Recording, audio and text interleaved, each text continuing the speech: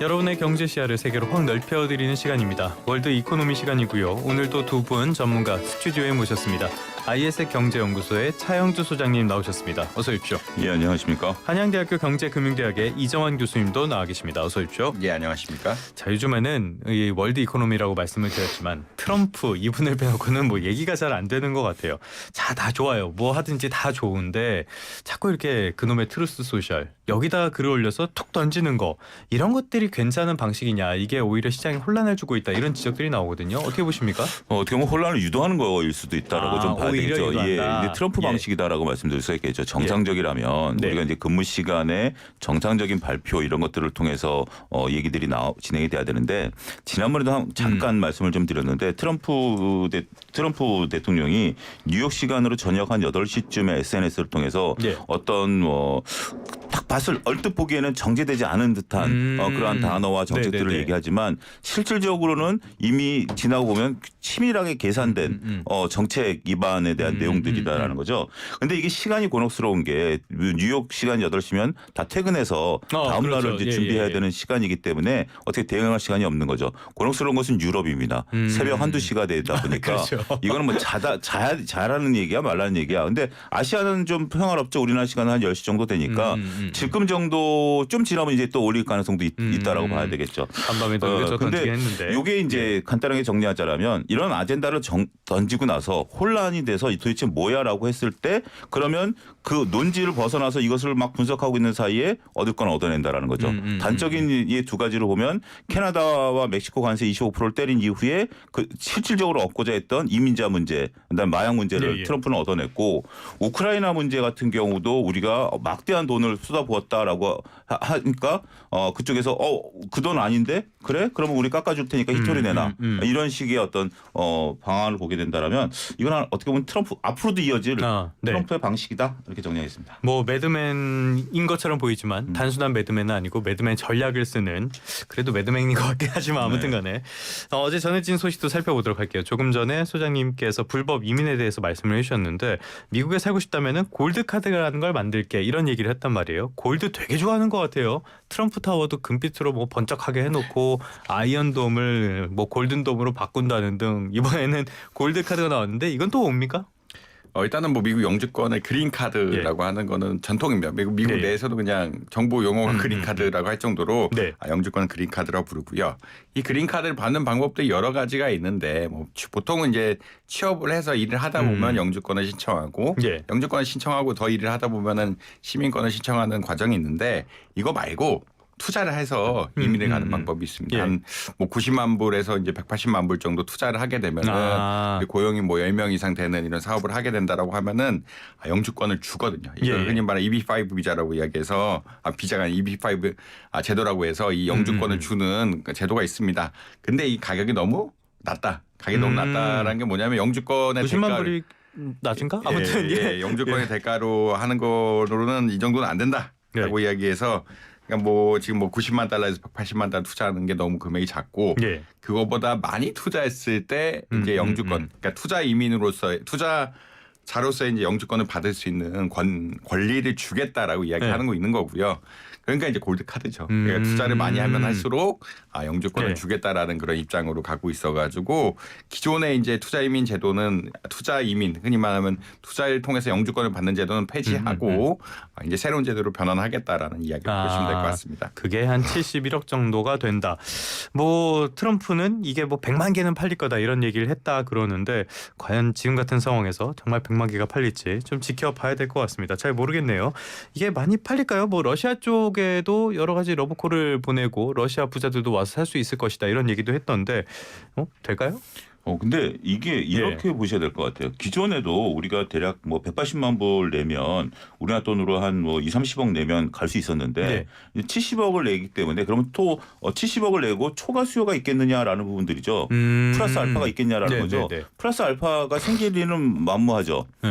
오히려 더 감소되면 감소된다라는 뭐 영주권에서 영주권인 거잖아요. 근데 아마 여기 이제 좀 디테일하게 조금은 얘기가 나오지만 우리가 30억 냈을 때랑 70억 냈을 때랑 니즈가 다를 테니까 네. 그거를 충족시켜주는 방식으로 통해서 더 많은 요인을 흡수할 수 있겠죠.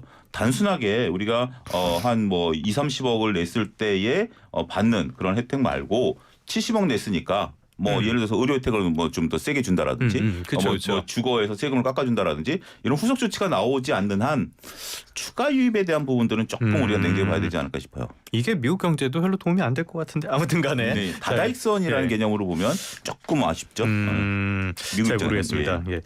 뭐 이것도 열심히 계산을 해서 전략적인 측면에서 내놓은 정책일 수도 있고요. 자, 이 얘기는 여기까지 해보도록 하고요. 이제 본격적인 주제라고 할 수 있는 관세 이야기로 가보도록 하겠습니다. 관세 간밤에도 또 뭐가 나왔어요. 일단은 우리의 대책부터 한번 살펴보고 가죠. 안덕근 장관이 미국에 갔는데 어제 김정남 기자와 분석하기로는 뭐 잘 되는 것 같기도 하고 약간 호혜적인 것 같기도 하고 아닌 것 같기도 하다 애매하다 그랬는데 소장님은 어떻게 보십니까? 일단 뭐 장관급 인사로서 첫 방문이기 때문에 예. 저쪽 그 미국 쪽에서도 카운터 파트너가 거기에 맞춰서 또 나오는 거 아니겠습니까? 우리가 이제 단순 기업인분들에서 갔을 때는 정부 요직에 있는 분들을 현실적으로 만나기 어렵겠죠. 예. 어찌 됐던 서로 간에 급에 맞는 부분들을 만나는데 일단 상무부 관계자들을 좀 만나서 지금 이제 언론에 나오기서는 철강 관세라든지 지금 25% 관세를 하겠다고 하니까 네네. 이거에 대한 면제 우리 FTA 수혜라든지 그다음에 에너지라든지 조선 쪽에 우리가 할 얘기들이 좀 많기 때문에 그런 얘기들을 지금 하러 간다라고 하는 거고 저쪽에서도 우리 얘기를 좀 듣고 싶어 할 것 같아요. 어떤 지금 네네네. 딱 당장 결론이보다는 실질적으로 우리 전국 돌아가는 거라든지 이런 부분에 있어서 우리 정부 인사가 처음으로 갔다라는 것은 의미가 굉장히 좀 클 수도 있고 잘만 하면 우리한테 유리한 방향으로 드디어 이제 정부가 좀 나섰다. 이런 것들 이렇게 갔다라는 것은 저쪽 미국 쪽에 있어서도 우리나라 전국이 안정돼 가고 있다라는 인식을 줄 수도 있는 거기 때문에 저는 긍정적으로 바라보고 싶습니다. 일단 뭐 가서 뭐라도 하긴 해야죠. 그렇죠. 이런 상황이니까 네. 어떤 성과가 있을지는 좀 더 지켜보도록 하겠고요. 관세 요 며칠 약간 잠잠한 것 같기는 했는데 가만히 계실 분이 아니죠. 간밤에 또 폭탄을 쏟아냈습니다. EU의 관세 곧 발표하겠다. EU는 미국을 착취하기 위해서 만들어진 조직 뭐 얼토당토하는 소리 막 하던데 아무튼간에 오늘 주목할 거는 굴입니다. 굴이 미국이 여러 나라로부터 굴을 수입해서 쓰고 있는데 여기에도 뭐 이제 관세를 부과한다는 거 아니에요? 이런 조치는 왜 나왔다고 보십니까? 사실 뭐 근본적으로는 중국이 있는 게 아니냐라는 이야기가 나오고 있고요. 예. 그러니까 중국이 전 세계 구리 생산량의 한 45% 정도 차지하고 있고 네. 나머지를 여러분들이 아는 구리 같은 것들이 남미에서 많이 난다는 이야기를 할 정도로 뭐 칠레라든지 이런 남미 국가들 좀 산출, 뭐 캐나다 좀 만들고요. 이렇게 산출하긴 하는데 이제 글로벌 시장 질서가 중국이 덤핑을 통해 덤핑이란 거는 이제 가격을 많이 낮춰서 이제 공급하는 거고 이걸 통해 시장을 점유하는 이제 전략 등을 통해서 시장이 왜곡된 것이 아니냐라는 이야기를 하고 있습니다. 그러니까 시장이 왜곡됐다는 이야기는 어떤 거냐면 중국에서 보조금 같은 걸 너무 많이 줘가지고 다른 나라 경쟁국들을 다 고사시키고 고사시키거나 이제 그렇게 고사시키게 되면 이제 공급이 줄어들기 때문에 우리가 살 게 없다. 뭐 이런 식의 큰 논리로 갈 수가 있어가지고 이것들에 따라서 이제 무역법 232조에 따라서 이런 걸 조사하겠다라는 그런 이야기를 하고 있다라고 보시면 될 것 같고요.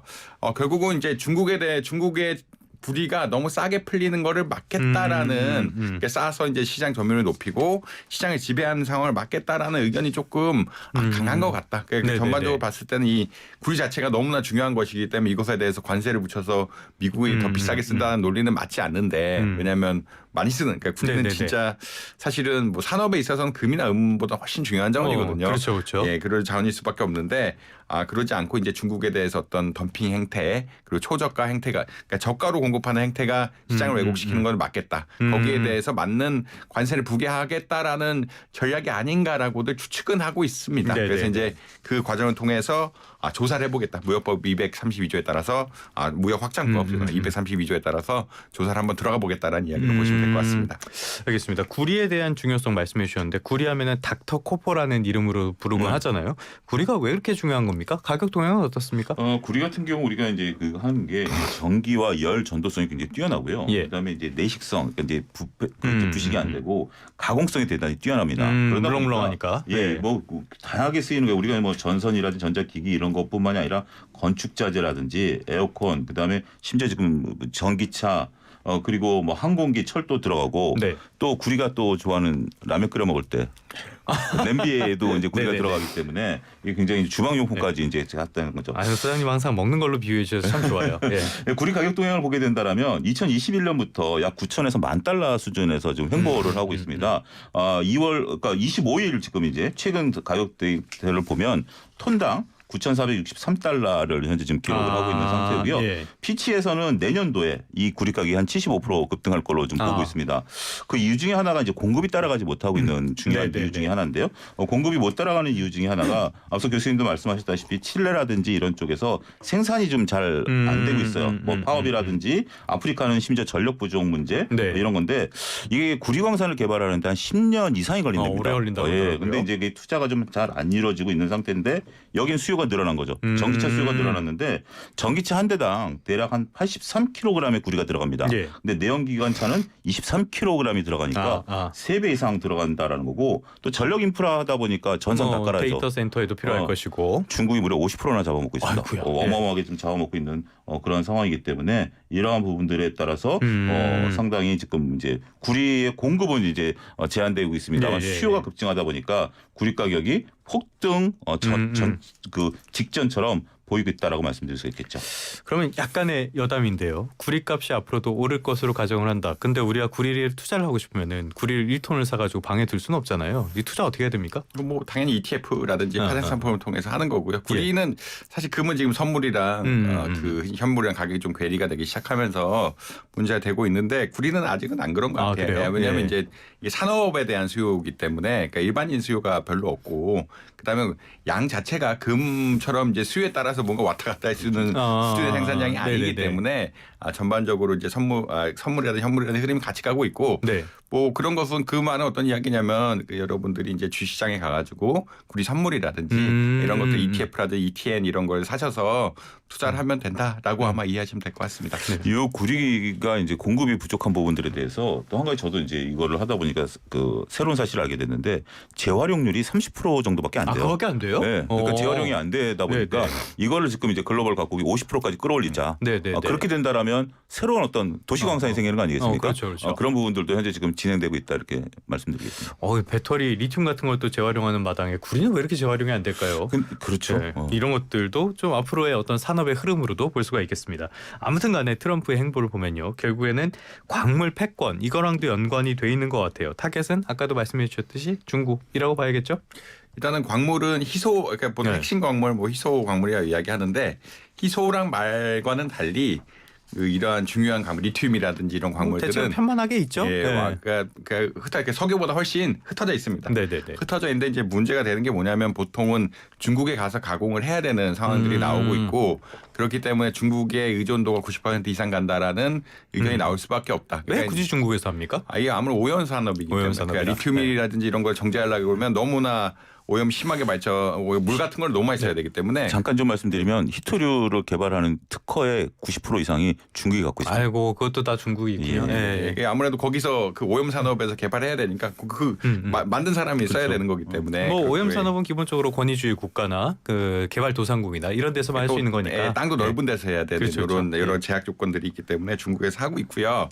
그래서 이제 이 지금 자원 자체는 좀 편제가 되어 있기 때문에 이게 자원을 일단은 그러니까 네. 획득하려는 목적이 하나가 있고 이제 넓혀서 중국이 많이 생산도 합니다. 많이 생산도 하는데 생산에 비해서 이제 공급망 의존도 높은 거는 생산까지 하기 때문에 그런 거라고 보시면 될 것 같고 그렇기 때문에 이제 미국이 리튬이라든지 이런 산지들을 옮기려고 해요. 칠레라든지 뭐 동유럽이라든지 옮기려고 하고 있는데 이제 이 과정 속에서 친환경 공법 같은 것들을 개발해가지고 옮기려고 하고 있다라고 아마 이해는 하시면 될 것 같습니다. 그래서 공급망이 이제 분리가 돼야 되고 결국 공급망 분리가 두 가지 의미에서 분리인데 이 생산에 있어서 분리, 그러니까 생산에 있어서 분리, 그다음에 처음에 캐는 것에 있어서 분리, 두 가지 다 분리를 해야 되는 이런 상황이 왔다. 그러니까 캐는 것도 중국이 꽤 비중이 높은데 생산은 진짜 비중이 높기 때문에 요걸 다 분리하는 전략을 하고 있고 그렇기 때문에 이제 저개발 국가라든지 이런 쪽에 자꾸 컨택을 해서 친환경 기술 같은 것들을 할 테니까 같이 이제 해볼래? 광물 자원 개발해서 우리가 새로운 공급망을 만들자라는 의견들이 나오고 있다라고 아마 보시면 될 것 같고 이게 핵심 광물 없으면 발전기 못 만들고 모터 못 만들고 아무도 그러니까 우리가 반도체도 뭐 2차 전지 뭐 우리가 생각할 수 있는 AI라든지 친환경 가는 것들은 아무도 못 만든다. 라고 한번 이해하시면 간단할 겁니다. 이것도 역시 미중 패권 경쟁의 한 축이라고 볼 수가 있겠고요. 그러다 보니까 불똥이 좀 엉뚱하게 튀었다 그래야 될까? 아무튼 불똥이 튄 나라가 또 하나 있습니다. 바로 우크라이나. 미국과 우크라이나가 광물 협정을 맺을 것이다. 여기도 또 트럼프가 별소리 다 했더라고요. 우크라이나 나토 가입은 꿈 깨라, 뭐 알아서 지켜라, 별소리 다 하던데 그러면서 광물 협정을 또 얘기를 한단 말이죠. 이건 뭡니까?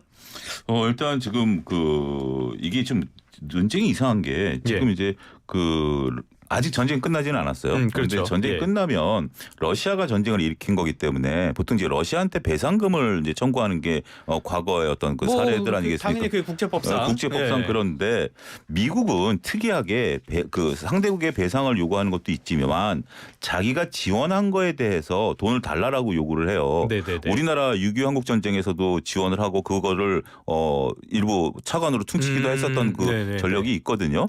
그렇기 때문에 우크라이나한테 내가 돈을 지원했으니 니네가 돈을 내놓으라는 거예요.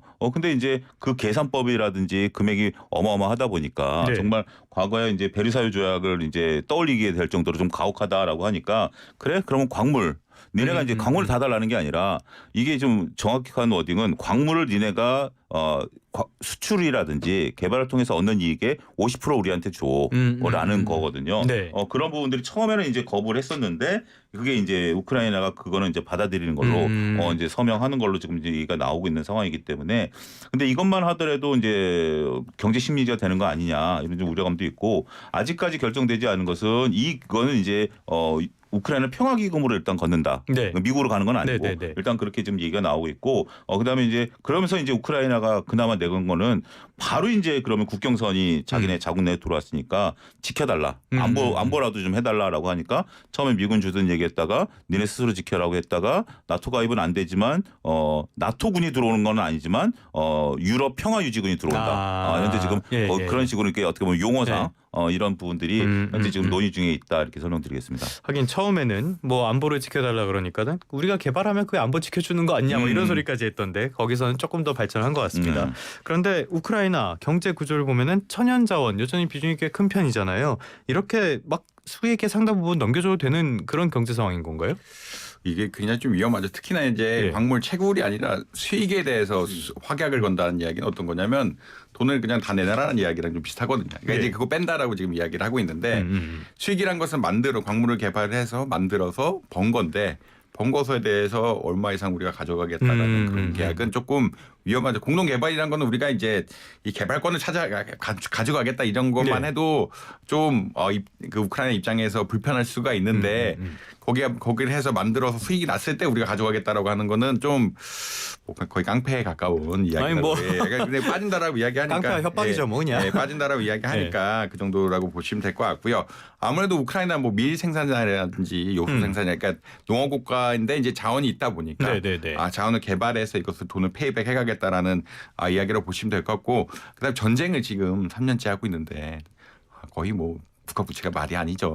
그렇게 뭐 경제가 엉망이겠죠. 경제가 엉망일 수밖에 없는 상황이기 때문에 뭐 감당이 돼. 그러니까 이거는 이 채굴권 같은 거는 미래의 수익을 파는 거기 때문에 뭐 당연히 감당한다 못한다라는 이야기가 뭐 나올 수밖에 없는데 그러니까 이제 이런 권리들은 지금 있는 게 아니라 지금 있는 거를 뭐 파는 게 아니라 이거를 개발권을 줄 테니까 개발해서 수익을 내서 가져간다는 개념이기 때문에 뭐 어떻게 보자라면 뭐 우크라이나 감당 못하는 이야기는 아닌데 근데 이제 우리 집에 재산이 있는데 그걸 날강도처럼 뺏어간다는 우리가 뭐 개발하는 땅들이 집에 땅들이 많은 건데 사실 땅을 뺏어간다는 이야기랑 뭐 약간 비슷한 얘기로 들릴 수가 있어가지고 안 좋죠. 그러니까 미래에 우리가 돈을 벌 수 있는 이 포텐셜이 이만큼 있는데 그 자원들을 다 가져가서 뺏어서 미국의 어떤 전쟁 비용 보상을 받는 데 쓰겠다라고 하는 거는 우크라이나 입장에서는 울며 겨자 먹기 뭐 이런 식으로밖에는 들리지 않는다. 결국은 내 국가는 내가 미래에 쓰려고 남겨둔 이 자산을 미국에 가서 강탈하겠다는 요구를 아마 이해하시면 될 것 같습니다. 트럼프의 당선이 어떻게 보면 우크라이나에는 재앙이 되고 있고요. 반대로 굉장히 트럼프의 당선을 굉장히 환영한 사람이 있어요. 러시아의 푸틴 대통령. 얄밉기도 하죠. 지금 광물에 집착하는 거를 알다 보니까 트럼프한테 우리 같이 해보자 뭐 이런 이야기도 하고 있다고 하는데 뭘 어떻게 하자는 겁니까? 일단 지금 그 둘 다 어떻게 예. 보면 이제 말씀하신 것처럼 푸틴 대통령 명분을 얻었죠. 그렇죠. 전쟁을 예. 끝내고 싶은데 생각보다 길어진 전쟁 아니겠습니까? 처음에 이렇게까지 길어질 이렇게 거라고는 서로 간에 뭐, 이제 예. 바로 점령하고 이제 젤렌스키 대통령이 진짜 망명해버릴 걸로 이제 네, 러시아는 그러니까요. 봤었다라는 그런 보도도 있었는데 어쨌든 지금 끌고 온 상태에서 트럼프가 나서서 이제 하면 짐짓 그래 이 정도에 끝내자. 그런데 러시아 입장에서는 굉장히 좋은 게 그 우크라이나에서 주요 그 광산지대를 다 얻었다라는 거죠. 히토리는 전국에 깔려 있지만 지금 이제 원유라든지 석탄, 특히 석탄 같은 경우는 5분의 4가 지금 점령돼 있어요. 아, 점령 지역에 그러면 자원들이 대체로 자원들이 몰려 있는 엄청나게 거네요. 많고 예. 과거부터 거기가 제철소라든지 정유시설 이런 것들이 굉장히 많은 지역이에요. 예. 그쪽부터 체첸반도서부터 이렇게 이어지는 것이 자원 그 라인이거든요. 네네네. 그런 부분들을 얻었기 때문에 이거 같이 개발하자라고 지금 얘기를 하고 있는 거고 우리도 지금 현재 좀 생각을 해야 될 게 이게 재건과 관련된 얘기들을 좀 짧게 하면 우크라이나 재건에 대한 부분들을 우리 이제 증시에서 많이 얘기하거든요. 굉장히 기대감도 컸었는데 과하다 이런 평가가 과하다 많잖아요. 이런 거죠. 예. 근데 지금 이제 서서히 고개를 들기 이제 일부 이제 조금 그 성견 지명이 있으신 분들 얘기는 지금 어쨌든 전쟁을 하지만 글로벌 이 그 상황들을 보면 과거의 적이 올해는 친구, 이제 지금은 친구가 되고 러시아가 이제 개발하게 되면 특히 트럼프 성격상 러시아가 이제 하자는 것에 대해서 반대할 사람은 아닐 수도 있다라고 하는 거죠. 친리를 추구하는 거니까. 그러면 현재 지금 러시아가 우크라이나 내의 점령지를 보면 거기는 완전 폐허거든요. 이 재건 수요가 더 어마어마할 수도 있다라고 보는 거죠. 그런 부분들을 더 우리는 이제 거기를 눈독 들여야 된다 이런 시각들도 있기 때문에 특히 지금 이제 뭐 전 국토에 있어서 되는 부분들보다 차라리 폐허의 새로운 도시를 짓다든지 많은 공장을 살린다라고 하면 거기 재건 수요가 네. 있고 그거를 또 푸틴은 이제 미국한테 손짓을 하는 거죠. 그렇게 해서 와봐. 여기 오면 좋아. 많은 것을 줄 수 있어. 그런 것들을 하니까 푸틴 입장에서는 정말 꼭 먹고 알 먹고 정말 말씀하신 거 웃는 네. 남자이지 않을까 싶기도 합니다. 참 지난번에 미국의 대선 결과가 이렇게 많은 것들을 불러오고 있습니다. 자, 우크라이나는 머리가 아플 수밖에 없는 게요. 지금 이렇게 러시아와 미국의 밀착이 굉장히 가속화하고요. 광물 협정까지 이야기가 나오니까 유럽까지 나섰어요. 유럽도 광물 협정 우리랑 맺자 이런 이야기를 하고 있다는데 이거 예전부터 추진하던 거 아닌가요? 뭐 이제 추진이 됐는데 예. 사실은 미국에 맺어주면은 뭐 영국이라든지 다른 나라 도와줬는데 안 맺어줄 또 명분이 또 없어지거든요. 그러니까 우크라이나 입장에서는 네. 그러니까 외교라는 건 논리가 좀 중요한데 결국은 네. 미국이 지원을 해줬으니까 우리가 광물 개발권을 줬어. 그럼 유럽도 지원해줬는데 많이 해줬지. 많이 네. 해줬는데 광물 개발권 안 준다? 라고 하는 거는 이게 사실 이게 좀 뭐 경제학하고는 다른 경제학은 실리가 제일 중요하기 때문에 이제 그런 다른데 뭐 우리 비즈니스 하는데 이게 무슨 소리야라고 이야기하겠지만 외교 광고란 건 그런 게 아닌 게 너는 사회적이잖아요. 호혜적이란 거는 A한테 잘해주면 나한테도 잘해줘야 돼. 이게 우리가 동일한 행동을 했는데 일시동인이라고 하죠. 동일하게 했는데 한쪽만 잘해줄 수는 없는 거기 때문에 예전부터 계속 달라고 뭐 광물 개발권들이 다들 탐을 내고 있고 우크라이나 아까 말씀하신 것도 석유 자원부터 해가지고 히토류까지 광물 자원이 많기 때문에 개발권을 해야 된다라고 말씀을 드릴 수가 있는데 근데 이제 미국에 주게 되면은 도장을 찍으면 나머지 EU 국가들이 가만히 있지 않을 거라고 다들 추론을 하고 있습니다. 왜 여기 그리고 거기 국민들 역시 이거를 공짜로 뭘 도와줬다라는 거를 보다는 정치인 입장에서는 당연히 우리가 개발권을 가져왔다. 개발권을 가져왔다라고 해서 서로 이제 예전에 그 영수증을 많이 쌓아놨는데 영수증을 하나씩 다 받으려고 하는 차용증이나 뭐 차용증 다 써놨는데 하나씩 받아갈 의향들이 조금 있는 것 같고 예전에는 그렇게 깡패짓을 잘 안 했는데 뭐 제일 대국인 미국에서 그렇게 하다 보니까 다른 나라들도 편하게 동참해가는 이런 구조가 아닌가라고 개인적으로 생각을 하고 있습니다. 맞아요. 동맹과 인도주의 뭐 이런 것들이 중요한 시점에서 트럼프가 취임하고 한 달 만에 세계가 이렇게까지 위험해졌습니다. 어떻게 피할 수가 없는 일이었던 것 같은데 참 우리나라 같은 나라는 이럴 때마다 괴롭죠. 아무튼 긍정적으로 생각하자면 어찌됐건 종전 협상이 되고 전쟁이 끝난다라고도 볼 수가 있겠고요. 뭐 아직 끝난 건 아니지만 재건 사업이 빠르게 탄력을 받을 가능성도 있다. 주목할 만한 회사라든지 업종은 뭐가 있을까요? 지금 이제 재건주들이 기대가 그러니까 원래 전쟁이 한참일 때는 재건주들이 많이 올랐었어요. 네네네. 근데 지금 이제 전쟁이 끝나가다 보니까 재건주들이 약간의 조금 조정들을 좀 받고 있습니다. 어제 같은 경우 이제 뭐 대동기화라든지 농기계 이제 우크라이나에 네네네. 수출하는 기업들이 조금 탄력이 좀 있었는데 현대건설기계 같은 경우는 조금 주가는 조금 조정을 좀 받는 모습들이었어요. 근데 의외로 한국전력이 어제 굉장히 최근에 강합니다. 이걸로요? 그러니까 네네네. 여러 가지 소식이 있는데 한국전력이 러시아와 전력 그 협정을 해서 실질적으로 거래를 하고 있어요. 네. 그런 부분들이 이제 탄력을 이제 받기 시작하는 거죠. 실질적인 수혜를 받을 수 있는 기업들을 좀 보고 있는 거고 우리나라 현대건설 같은 경우는 이제 우크라이나 공항과의 이제 지금 현재 그 MOU를 좀 맺어놓은 상태고 네. 현대차 같은 경우는 지금 러시아 공장을 거의 헐값에 놓고 나왔다가 다시 되살 수 있는 옵션이 아직 살아 있거든요.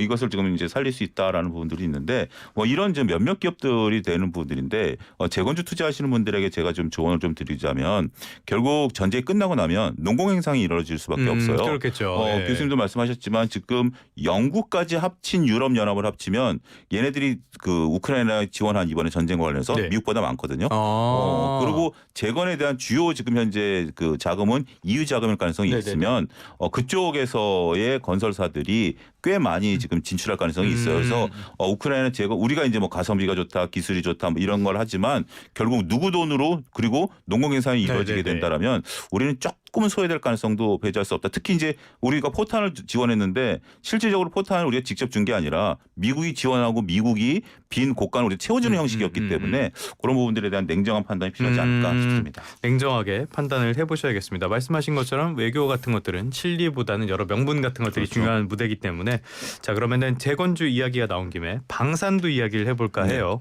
최근에 미국이 국방비를 뭐 줄이겠다. 줄일 데가 여기밖에 없어서 그런 것 같긴 해요. 그러니까 러시아 쪽에서는 우리도 국방비 삭감하는 거 논의해볼게 이렇게 했다고 하는데 이거 가능할까요? 지금 국회에서 미국 국회도 난린 것 같던데 이것 때문에. 사실 이제 국방비를 그러니까 미국과 중국 간의 경쟁이 격화되고 있고 네. 그리고 아무래도 이제 미국에서 항공모함이라든지 이거 전함 만드는데 모자라기 때문에 우리나라 조선소를 빌려서 만들어야 된다 이런 정도로 나올 정도로 사실 이제 패권 경쟁이 본격화되는데 군비를 줄이겠다라는 이야기는 논리적으로 맞지는 않습니다. 그러니까 네. 이게 정책이 일관성이 있어야 되는데 한쪽에서는 배가 부족하기 때문에 전쟁을 하려고 그러면 배가 부족하기 때문에 배를 만들어야 된다. 라는 논리가 크게 있는데 그게 공짜인가? 그럼에도 불구하고 국방비를 삭감해야 된다라는 이야기가 나오면은 이게 사실 논리적으로 안 맞는데 맞죠. 근데 안 맞으면 또 남의 나라 돈을 뺏으려고 하겠죠.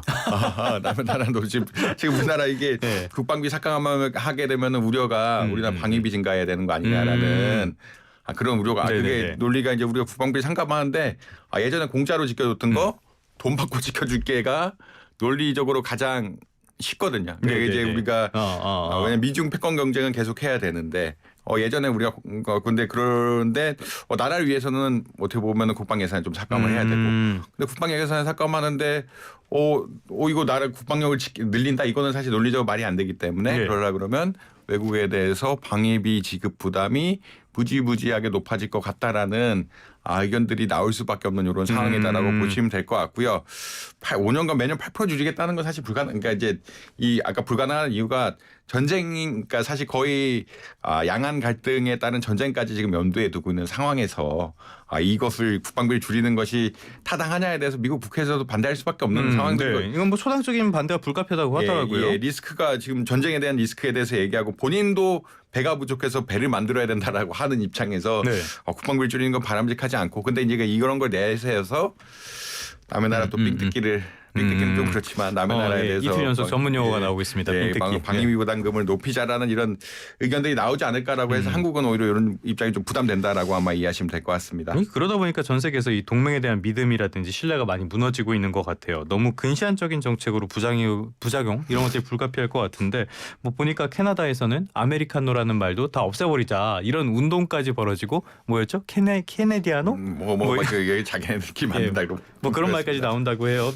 미국이 너무 싫어지는 이런 상황이 되는 것 같은데 그러다 보니까 유럽에서는 오히려 국방비 늘리고 우리가 더 자체적으로 안보를 강화하겠다 이런 움직임이 있잖아요. 이게 우리 방산주 같은 데에도 영향을 주고 있습니까? 당연하죠.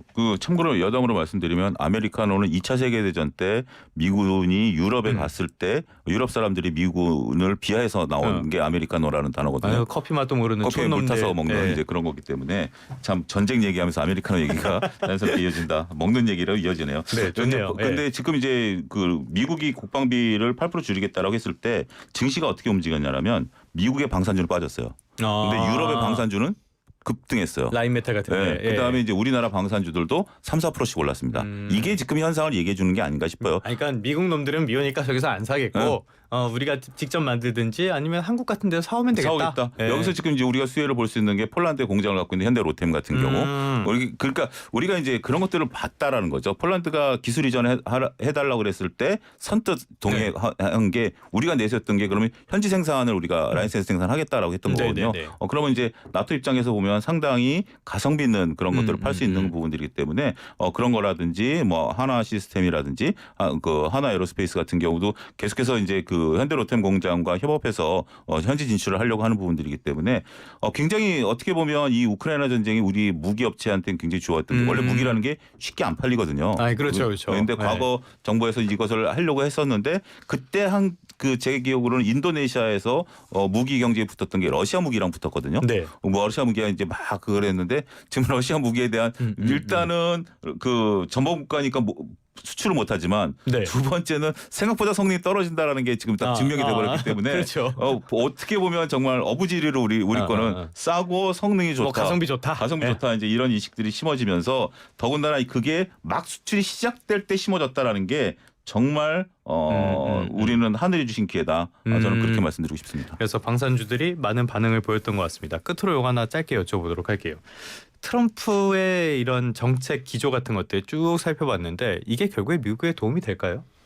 뭐 일부 이제 결국은 중국과 경쟁을 본격화한다는 차원에서는 뭐 도움이 될 거라고 생각을 하고 있는데 근데 이제 관세 같은 것들은 경제적으로는 합리적이지 않다. 그리고 절세 그러니까 세금에 대한 급격한 축소 그리고 감세가 둘이 겹쳐 있는데 감세 같은 것 역시 정부를 위해서 그 복지 지출이 늘어나야 될 상황인데 감세를 하는 것들이 바람직할 수 있느냐. 그러니까 정부가 지금 많이 그 공무원을 내보내고 있다고 하긴 하는데 이게 바람직할 수 있느냐는 조금 지켜봐야 될 상황인 것 같다라고는 말씀드릴 수 있습니다. 다만 이제 쓸데없는 규제 같은 것들 철폐하고 뭐 효율화하는 것 자체는 긍정적이나 이 행동이 너무 지나치게 가거나 이것이 또 무리하게 간다라고 하면은 나중에 또 그만한 자본을 쌓으려면 또 시간이 걸리기 때문에 좀 문제가 관세는 부정적인 사람이 훨씬 많다. 그리고 감세 역시 이거 좀 지켜봐야 된다는 의견들이 많은 것 같다라고 보시면 될 것 같습니다. 뭐 급가속을 하면은 교통사고가 나기 마련이죠. 너무 근시안적인 정책이 아닌가 이렇게 많은 분들이 비판을 하지만은 귀담아도 안 듣는 것 같아요. 지금까지 한양대학교 경제금융대학의 이정환 교수님, IS 경제연구소의 차영주 수장님과 함께 트럼프를 중심으로 많은 이슈들 이야기 나눠봤습니다. 오늘 말씀 고맙습니다. 감사합니다. 감사합니다.